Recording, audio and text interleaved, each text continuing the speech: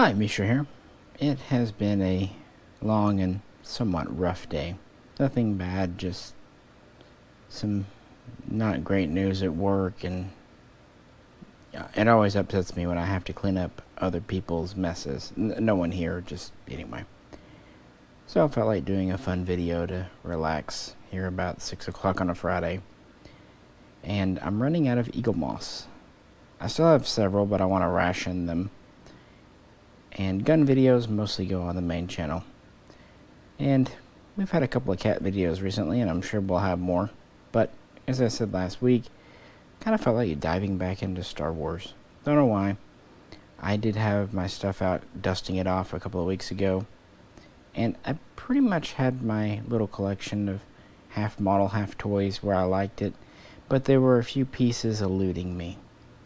So we're going to revisit the Jedi Starfighters of the Delta series, also classed as interceptors, reconnaissance craft, or light transports.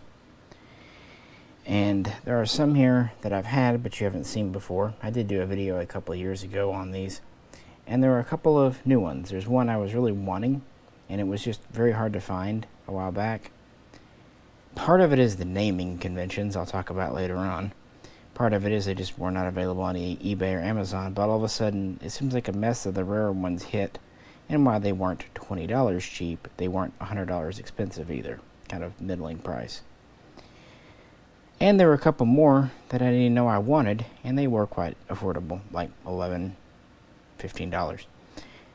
So yeah, let's kind of go over the whole era, because we have them all here. Mostly from the old titanium collection, but we do have a few from the newer Hot Wheels. We have the Delta-7, Delta-7B.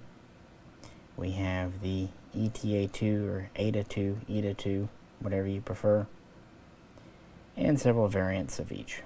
These are all die-cast to one degree or another, and some of them even have moving parts and things like that. Some of them are even almost to scale. So let's just have some fun.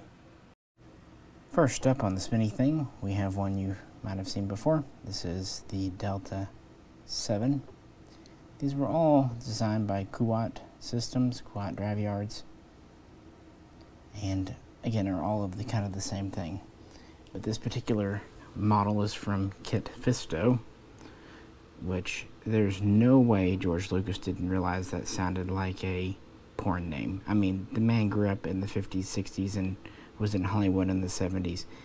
The man knew porn. Don't tell me otherwise. He knew what he was doing. Probably had a great laugh. This was the first Jedi starfighter interceptor we see, at least this version here. It was designed to be lightweight and very agile and relatively long range. As you see, it's docked with a hyperspace ring. This would be a Silur 31 model with the two large drives. It also provided additional air and fuel to the craft. On its own, when detached, it only could pilot around for about 5 hours, at least at full power. Docked up to the ring, it could get around for about a week. And I presume it had extra water and whatnot for the pilot too. And it's quite small when detached. Only about 8 meters long, just under 4 meters wide, and only about 1.5 meters tall. Very thin. That's actually why the astromech, which was needed for navigating and weapons, was actually a cut-down model, R3 or R4, that was hardwired in. Yeah. So yeah, we dock with the ring, and then we can detach. We've all endured Attack of the Clones. I think you know how it goes. And this model was actually one of my earliest ones in the titanium collection, and it's pretty cool. You do have an opening canopy. The ship itself is metal, and the ring is plastic, kind of a flexible rubbery plastic, so it can fit around, but it actually fits very well. As you saw earlier, when it's on a soft surface, it kind of tumps over, but when it's on a semi-hard surface, it stands up just fine. Here we have a different paint scheme. This is Obi's. I didn't really mean to pick this one up, but it was used and cheap, and I thought, why not? And I brought it over to show you the detaching, because this one actually still fits well, but it's been moved in and out more, so it's a little looser. Pops off. Again, pretty basic. Good size, though. Several, size of your hand. And then we come to the little ship. Quite small, but this was quite a small craft. This was called the Aethersprite, by the way. It's kind of its nickname. And like I said, it does have an opening canopy, and kind of like the modern F-35 jet, it actually opens forward if I can get my finger under it. Maybe. I actually picked this one because it was harder to open, easier to open than the other one, but maybe I mixed up the two because they fell over. Oh well, doesn't matter. Maybe this was Kit Fisto's and the other one was Obi's. Probably did. Anyway, there's the canopy open. It's almost scale to maybe 176. Clear.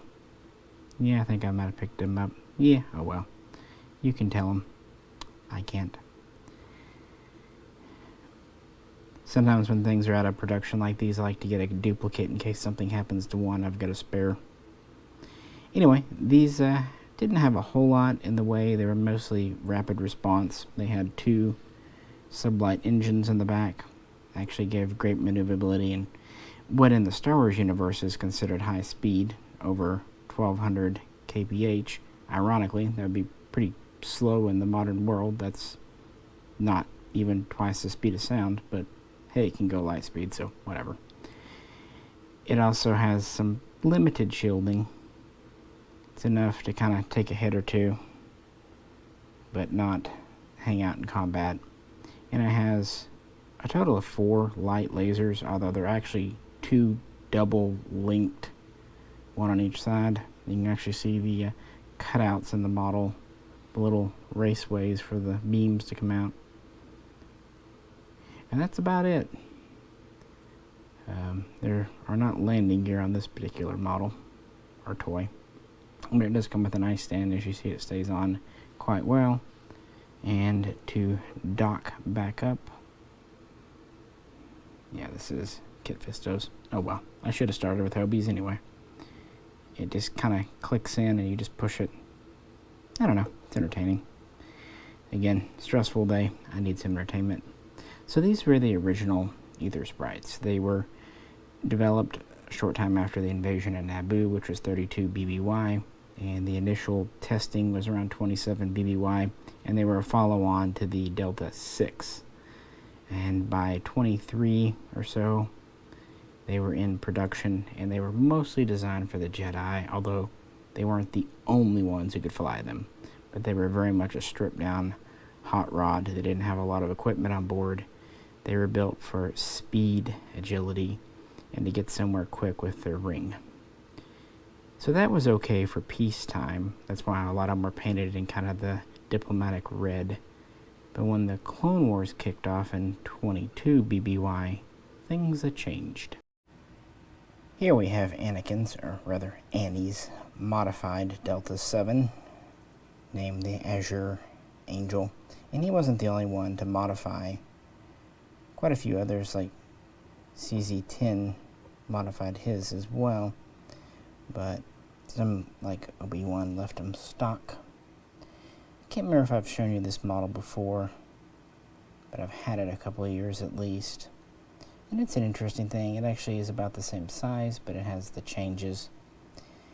From the top, we see it has 4 laser cannons sticking out. These are heavier, more powerful than the little ones on the standard 7. It also has an ordnance launcher, kind of a rapid fire in the front and the nose there. It can carry up to 16 torpedoes. It also has, to some extent, thrust vectoring engines, and a lot of these extended flaps and wings and canards can maneuver around to give it better agility and atmosphere, meaning it would have somewhat higher top speed, but mostly just better maneuverability. Still had a crew of 1, still had a cut down Astromech R4, although notice it is in the center. There's actually an in-universe and a real-world reason for that we'll talk about in just a minute. But its biggest upgrade is it has a pair of Hyperdrive engines embedded in it. Now some say this is a Class 1, so fast. Other sources I've read say Class 3, which honestly would make more sense for relatively small engines. And with the Astromech, it could have about a 10 jump memory to get places. But this flue was modified early in the Clone Wars to make the Delta-7 a little more useful, and was destroyed at Yavin, and then the Azure Angel 2 was built, and it might have actually survived the war. There's reports that it was actually viewed on Coruscant after the battle there, so who knows. But this is kind of a transitional step, showing people really making their own. The model is neat, but it's pretty fixed. Don't know if the canopy opens. Sometimes when you get these, they're kind of stuck because of the glue. Yeah, I think it probably does, actually. But no ring with this because it doesn't need one. It's a little bit lighter because of all the detailing. Still neat, and when I bought it, these are very inexpensive. Now our next one is actually one I didn't know I wanted, but I'm glad I actually picked it up. This one actually came in quite recently, and did not cost much at all. This is Obi-Wan's Delta-7 B, as in Bravo.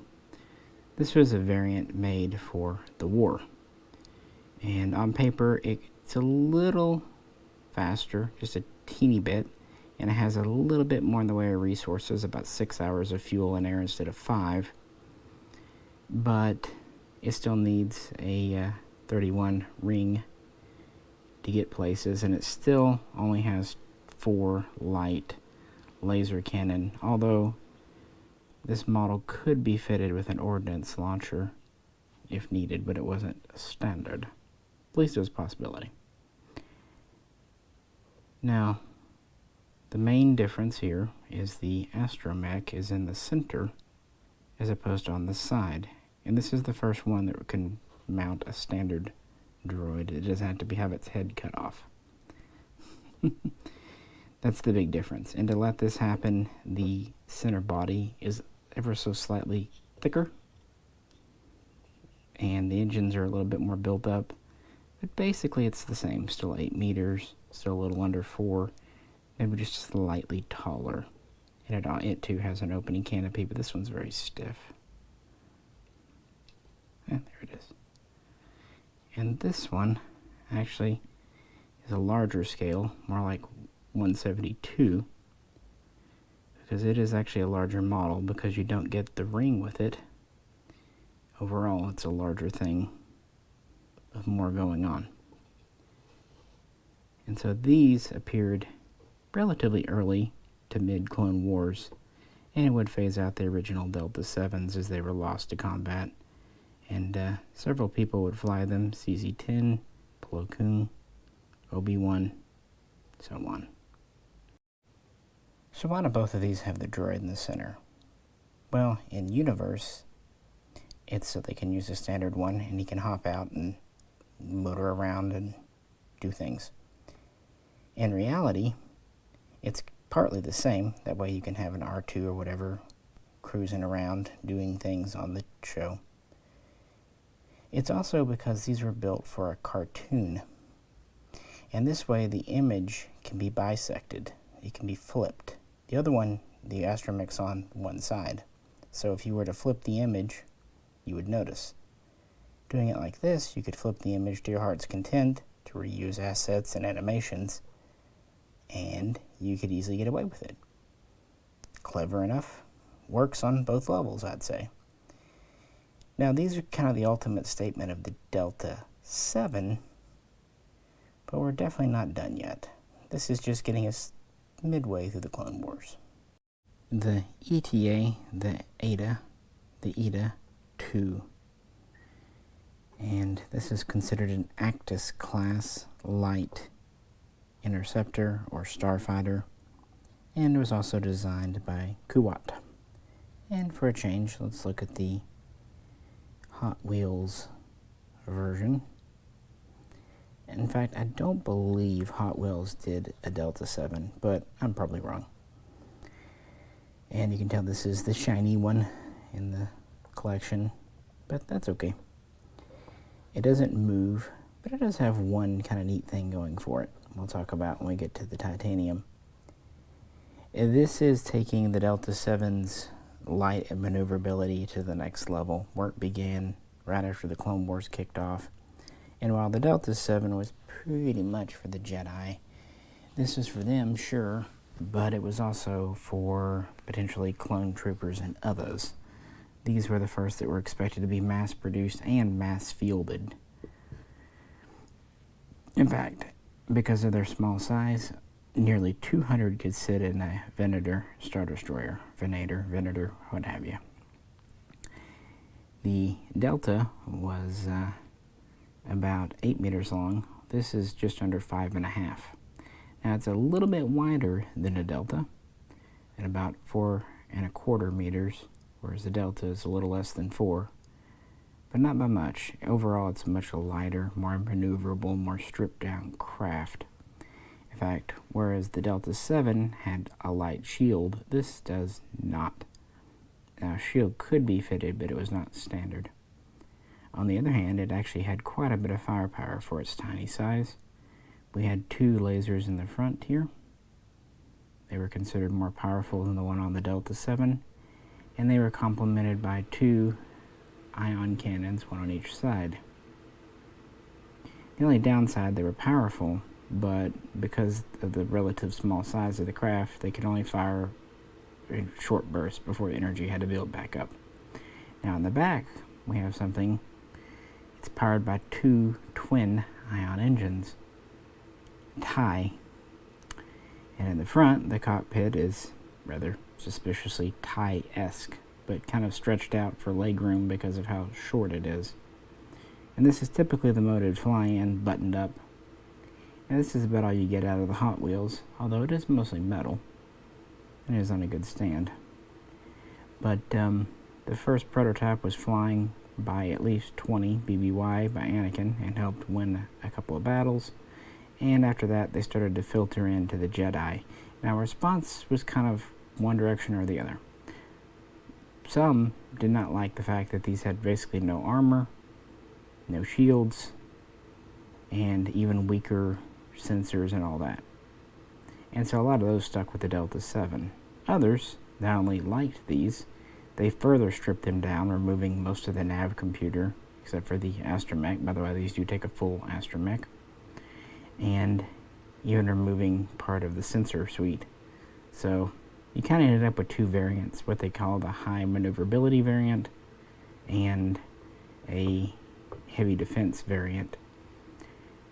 And this would actually be the fastest fighter interceptor that Kuwat would design to that point. He was able to reach 1,500 kilometers, which again, in Star Wars is fast. In the real world, not so much. But then again, they can't go light speed. It was also cheaper and easier to mass produce, quite important when you're in a galactic war.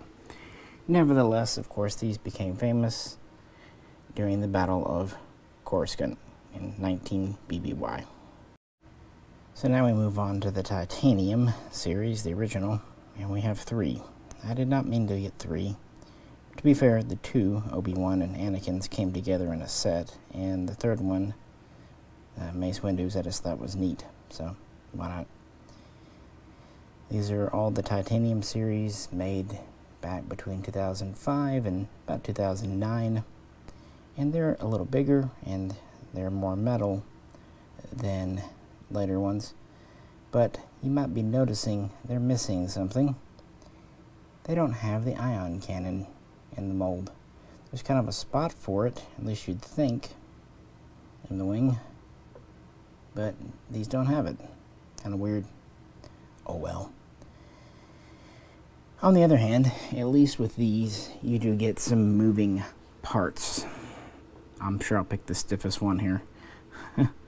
You get these S-foils that open up. Come on. Doop. On the top and the bottom. Once you move one, the other ones tend to move a little easier. Doop doop. So that's neat. And in the universe, this is done to radiate heat, which actually spacecraft really are bad. That's actually something that spacecraft really need to do. The problem is, with them opened up, it actually leaves a pretty vulnerable spot in the craft. So kind of a win-lose. And you have the opening canopy, like I think we already talked about briefly. Not much of an interior, but oh well. And we even have 3 fold-down landing skids. And kind of neat. Again, this is kind of getting to more of the toy side of things, but they run that line pretty tight, and they all have these features. So after these showed very good performance in the hands of the Jedi at Coruscant, then they started to really be issued to the clones. I would say clones more, and other naval officers. In fact, a specific clone version was made with an additional engine, but they removed the astromech because I guess they just felt it wasn't needed. Or they didn't want to put the expensive, maybe a astromech's more expensive than a clone. Disposable armies, guys. But yeah, after that, they became quite prevalent in the Republic Navy, not just in the hands of Jedis, but their high speed, heavy weapons load, and good maneuverability and all that obviously made them quite popular amongst some. And of course, you can't say there isn't a striking resemblance to the TIE fighter later on with these, which was entirely the point. But of course, these don't have built-in hyperdrives, and these don't have rings. The common version you find with the Titanium series does not. And that's actually the one I picked up and was actually quite interested to get my hands on, and surprised. Here we have Anakin's Actis-class with the hyperdrive ring. And obviously, since I can't see pictures, I just assumed it was basically going to be the same ring as on the Delta-7, but no, it's actually a different model. This is a Sur 45 ring with 6 engines instead of 2 for better speed and distance. But because this came out late in the collection, they're hard to find. Now, looking at the Delta-7, its ring is all plastic or rubber. So I was expecting the same here. My first pleasant surprise, this thing is heavy. The engines, excuse me, the engines are metal. The middle is still kind of that soft rubber. But this thing weighs more than most of the toy models. It's big too. But because it's big, kind of like we did with the Delta-7s, the Actis here is smaller. Still has an opening canopy, and doesn't have gear. No gear. Be very hard to do, but it does have an opening canopy. Now, the downside, the little radiator panels, the little wings do not open up. It'd be very hard to do and make them durable. The other ones are thin enough. However, my second pleasant surprise, this has the ion cannon. So I guess they picked up on that when they did this final mold. Now, in universe, the excuse is given that the ion cannons can be removed and pilots can install ordnance launchers to either carry 4 concussion missiles or 2 proton torpedoes. In reality, this model is just not terribly consistent, not just amongst toys and models itself, but video games and even cartoon shows. But since the Delta-7 was customizable, yeah, it works. And I like the size. It definitely emphasizes how small it is, and it's all metal. I'm very pleasantly happy with this. Really didn't know what I was getting. So that's when I kind of decided I wanted to do this updated video to show how these got into hyperspace with their modified rings. By the way, these could sustain themselves for about 3 days on their fuel or air, so they had a little more going on there than the previous, in about a week with the ring. And so I kind of thought that was it. That's kind of the final variant. This one came out like 2009 with the end of the collection. And my problem was, these are all kind of just called Jedi Starfighter. If you get lucky, someone will actually distinguish these, calling them Jedi Interceptors and the Delta-7s Jedi Starfighters. But a lot of people just call them Jedi Starfighters. And on top of that, there's multiple versions of Obi and Maces in this, and they're rarely explained in the title or description of auctions or even on Amazon. For you that can see, it's not a big deal probably. For me, it's exceedingly frustrating. So once in a while I'll get a duplicate, but I try not to go too crazy about it. But that's just kind of the cost of living for me sometimes. It's okay. I like this a lot. And from there I thought I was done. But then a few weeks ago I was web crawling and noticed this was out. This is This is Yoda's modified ETA-2 Actis-class. And as far as I know, Titanium or even the Black Series never did this, so this was Hot Wheels. The problem is they had made them years ago and they've been out of print for a very long time. But apparently in 2021 they did another run of these. And since that was so recent, they're still affordable, 10, 11 bucks. I thought it would be neat. And again, I'm not disappointed. Just like with their other one, there's no moving parts. These things in the show would fold in, but they don't on this. That's okay. But it is all metal. Now, very, very little is known about this. We don't even really know its size. Estimated to be about 4.5 meters, maybe less, and under 4 meters wide. Basically, it's a ETA, but with the front wings cut down and the cockpit kind of cut off for a shorter person, although it does seem a little bit taller. And it does house a full astromech droid, kind of hanging on for dear life. Kind of reminds me of a motorcycle. Interestingly, even though it is smaller and lighter, it actually uses standard TIE engines from the ETA-2, meaning it's probably got some good get up and go. And it only has 2 relatively light laser cannons, but they're rapid fire. So it's mostly designed for speed. And of course it too docks with the ring to go places.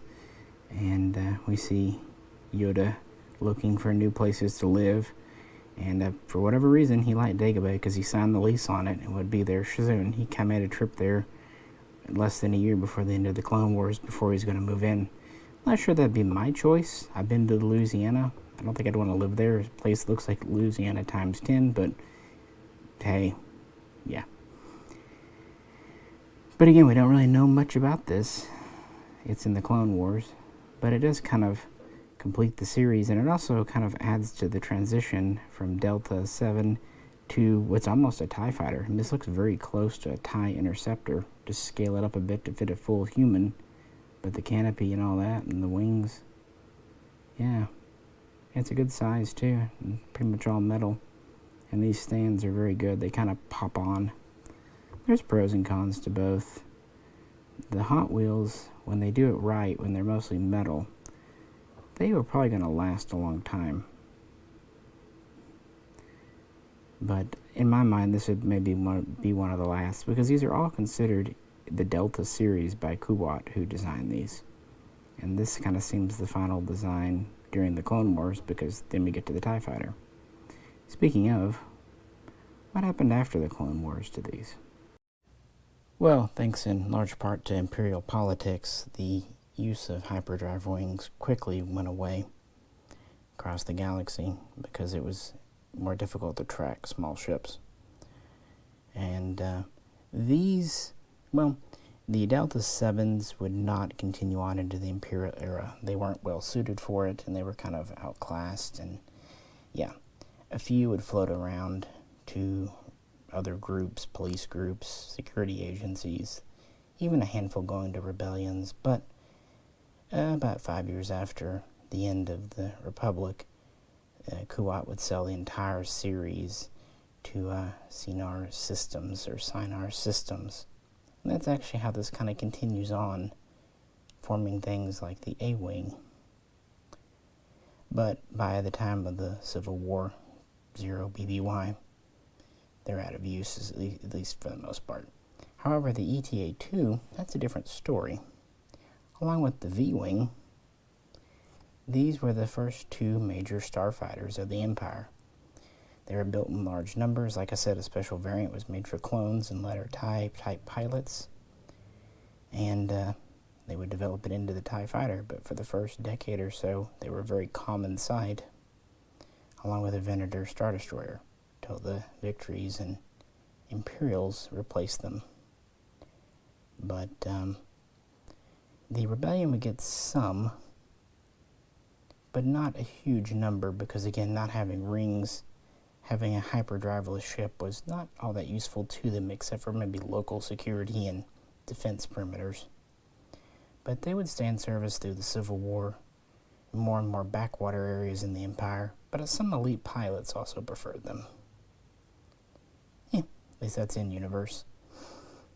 In reality, these post-date X-Wings, TIE Fighters, and all that by decades. But there was a nice lineage here. And this is pretty much all of them that either collection has made. There is a Black Series ETA-2, but it doesn't really offer anything that these don't.